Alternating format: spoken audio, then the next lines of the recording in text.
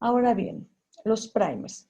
En esta clase solamente les voy a hablar de las generalidades, ¿no? De las reglas para diseñarlos. Ya en una clase posterior les voy a grabar el cómo hacer el diseño, basados en la secuencia que ustedes tienen de la catalasa, ¿sale? Para que estemos todos en la misma sintonía, ¿ok? Pero, ¿qué son los primers? Entonces, les decía, en la cuestión de la replicación, quien pone los primers es precisamente la prima, o sea, de ahí deriva su nombre, ¿no? Entonces, en este caso, nosotros, como les había mencionado al principio, somos quienes vamos a diseñar dichos primers, ¿sí? Entonces, ¿cómo los vamos a diseñar? Realmente nosotros tendríamos que ver de dónde a dónde queremos amplificar. Puede que tengamos el gen completo. Podemos decir, quiero amplificar los 33.127 pares de bases del gen de la catalasa humana. Podría ser factible, sí, ¿por qué no?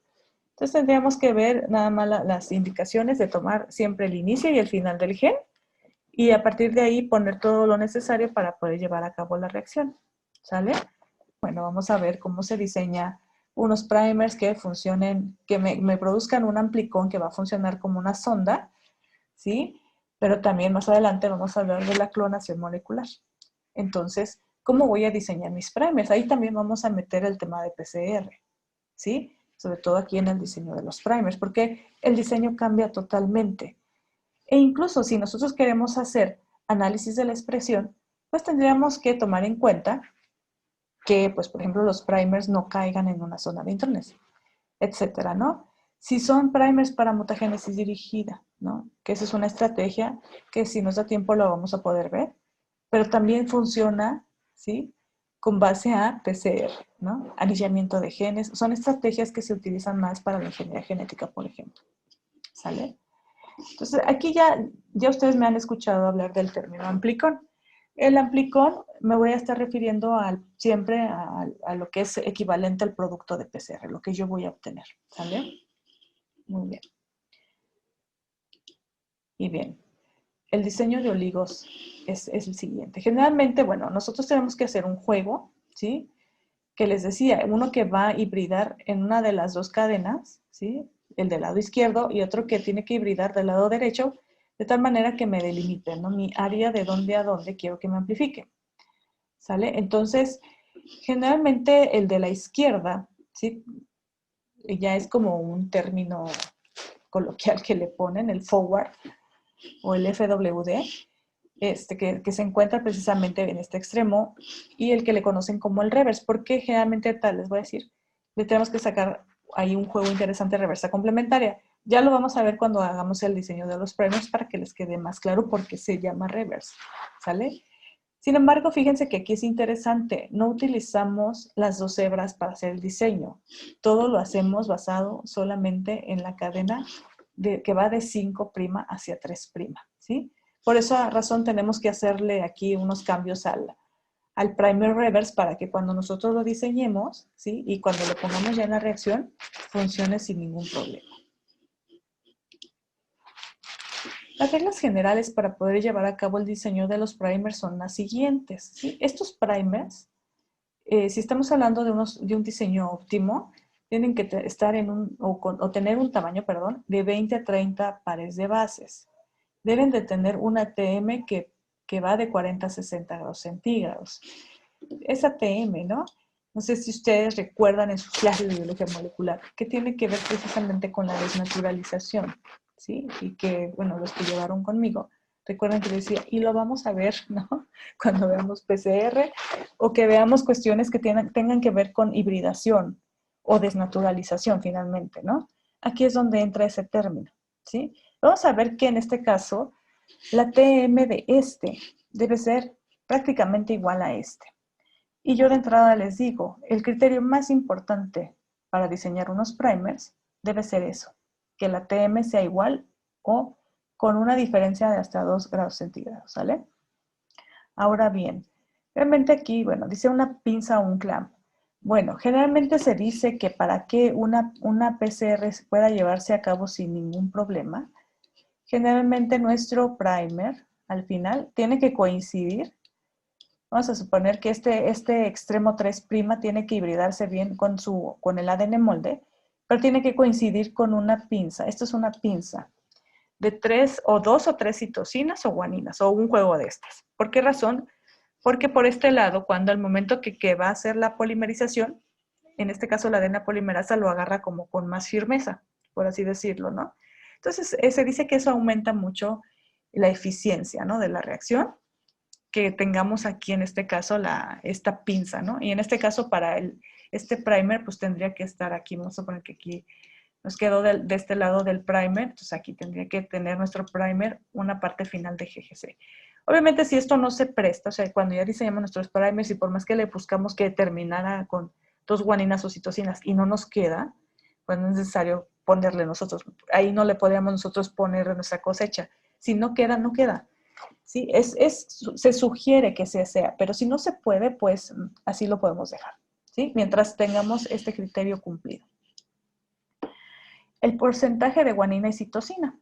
Pues como les mencioné, al tener o al hacer guanina y citosina triples puentes de hidrógeno, lo que va a hacer es que en un momento dado, si el primer tiene una gran cantidad de guaninas y citosinas, pues si se llega a pegar en un lugar inespecífico, ¿esto qué va a pasar? Que pues va a costar mucho trabajo despegarlo, ¿no? Y que vuelva a pegarse en el lugar que corresponde. Realmente esa parte del contenido hay que cuidarlo mucho.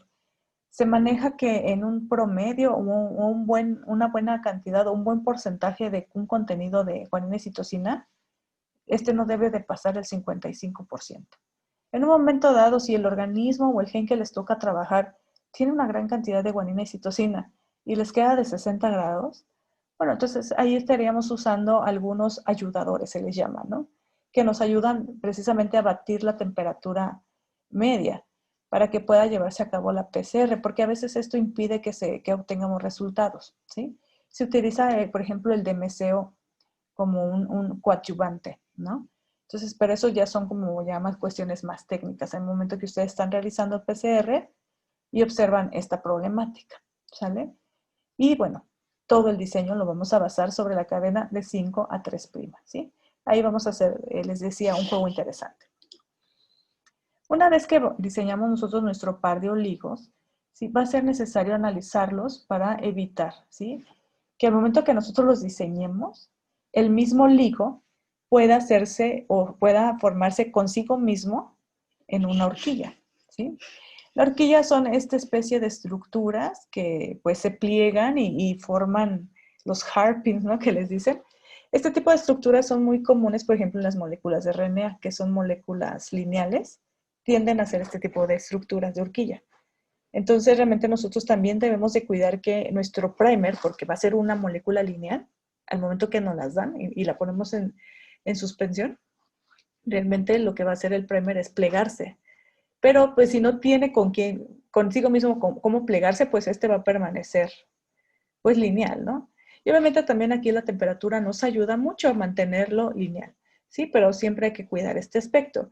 El otro aspecto a cuidar mucho es la formación de los dímeros de primer. ¿Qué quiere decir? Que a veces el mismo primer, es decir, un primer de los dos que diseñamos, puede ser que sea compatible consigo mismo, porque acuérdense que no solamente ponemos un primer, ponemos una mezcla o más bien una concentración N de tantas moléculas, ¿no?, en la solución. Realmente estamos hablando que una con otra pueden ser complementarias y pegarse entre sí mismas. Fíjense, aquí les voy a presentar esta parte. ¿Qué puede pasar si en un momento dado el mismo primer se pega consigo mismo? Esto es lo que le conocemos como dímeros de primer, ¿sale? Y una vez que sucede esto y estamos en la reacción de PCR, donde hay DNA polimerasa, donde hay DNTPs, pues ¿qué creen? Que en este caso la DNA polimerasa dice, ah, mira, tengo un cebador, ¿no? Y tengo la dirección de 5 a 3, y entonces polimerizo para acá. Y en este lado tengo de 5 a 3, pues polimerizo para acá. ¿Y qué es lo que vamos a obtener? Pues un producto de los primers, ¿no? De los mismos primers. Esto es lo que le llamamos dímero de primer. Generalmente en las electroforesis, a lo mejor no tenemos un producto del amplicón, pero sí tenemos por ahí una concentración bonita de dímeros, y eso se ve porque se van hasta el final del gel de agarosa. son productos muy pequeñitos, entonces migran más rápido y se van hasta la parte baja, ¿sale? Ok. Ahora bien, aquí les paso esta página donde ustedes en un momento dado, bueno, más bien vamos a ingresar en un momento dado a evaluar nuestros oligos, ¿sí? Donde nosotros vamos a tener en esta página, buscan Oligo Evaluator de Sigma-Aldrich y los va a llevar a esta. Entonces aquí, obviamente aquí nada más estoy haciendo el ejemplo de una, pero por ejemplo aquí ustedes le dan Enter Number of Sequences to be Analyzed. Acá le van a cambiar a 2 para que les presente 2 campos, o sea, les presenta este más otro. Entonces, por cada campo debe ser un primer. Puede que aquí pongan el forward y en el segundo el reverse. Entonces, en automático les va a dar el cálculo de la cantidad de bases de datos y aparte les va a hacer un análisis de su oligo, lo que les va a dar este tipo de información, ¿no? Como en lo que tenemos en la parte de abajo. Nos da como el peso molecular, que no es como tan relevante en este caso. Nos da el tamaño, nos da las TMs, el porcentaje de guanina y citosina, si encontró la pinza GC, que les decía de la parte final. Y fíjense, esta parte interesante. Si encontró estructuras secundarias y dímeros de primer, ¿sale? Entonces aquí nos dicen, ¿no?, que para este en particular, que hay estructuras secundarias débiles. ¿A qué se refiere con eso? A esto, que puede encontrar que el mismo primer se puede hacer se puede hacer de esta forma, en esta forma de harping. Pero bueno, solamente yo les sugiero, bueno, que si en un momento dado ya intentaron por un lado y otro y no logran quitar esas estructuras secundarias, solamente hay que cuidar que sean débiles, muy débiles, y si por más así que moderado, pero ya una estructura secundaria fuerte, eso sí hay que evitar, ¿sí? Ahora bien, dímeros de primer, aquí sí hay que ser muy estrictos, ¿no? Aquí, fíjense, esto es manejable, porque finalmente estas estructuras secundarias podemos eliminarlo cuando se eleva la temperatura, ¿no? Y mientras no bajemos más allá de la TM, pues a lo mejor podemos cuidar de que no se formen estas estructuras secundarias, es decir, es manejable, por así decirlo. Pero la cuestión de los dímeros de primer, ahí sí tendríamos que tener más cuidado. Si en un momento dado esto me dice que sí forma dímeros de primer, lo más recomendable es escoger otra región para diseñar los primers, hasta que aquí me diga que no. Esto es lo ideal, ¿sale? Y bueno, aquí viene una herramienta BLAST. Si recuerdan cuando vimos la página del NCBI, platicamos un poquito de lo que es el BLAST. Entonces, por ejemplo, esta herramienta me sirve para esta aplicación, por ejemplo, ¿no? Incluso aquí, si ustedes le dan clic, los remite precisamente a la página del NCBI y los va a llevar a una que se llama OligoBLAST, ¿no? Entonces, donde van a analizar precisamente el oligo que ustedes diseñaron. Y les va a decir qué tan específico es para el gen y el organismo para el cual ustedes diseñaron su oligo, ¿sí? Y esto lo va a hacer por cada uno de los oligos, el forward y el reverse por separado.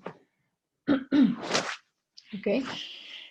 Entonces, esto sería como lo que hay que estar revisando cada vez que hacemos un diseño. Ya lo vamos a ver más adelante ya de manera aplicada. ¿Sale? Entonces, esto quizá los voy a dejar en esta presentación. Y finalmente, ¿sí?, como les mencionaba, ya ustedes vieron que no solamente obtenemos el producto del amplicón, puede ser que tengamos la suerte y ya cuando corremos los productos en electroforesis, puede que solamente veamos una sola bandita, ¿no? Y entonces nosotros bien contentos porque fue el producto único que queríamos y corresponde al tamaño en pares de bases, porque lo estoy comparando con mi marcador de peso molecular. Sí, pero ustedes ya vieron que no es el único producto que obtuve. Realmente, aunque no se vea, ahí están los productos largos. Que si en un momento dado voy a hacer clonación molecular o voy a hacer el marcaje de mi sonda con radioactividad, por ejemplo, no me conviene trabajarlo de esa manera directamente de la PCR. ¿Qué es lo que hay que hacer? Pues lo que se recomienda siempre es hacer una purificación de electroforesis, ¿sí? Esa es otra de las aplicaciones que tiene esta técnica, ¿sí? Que podemos, a partir de que corremos un gel, podemos purificar a partir de ahí una bandita, ¿sí? Así tal cual como ustedes están viendo en esta figura, en esta fotografía, donde literalmente están seleccionando, en este caso, una banda, ¿sí?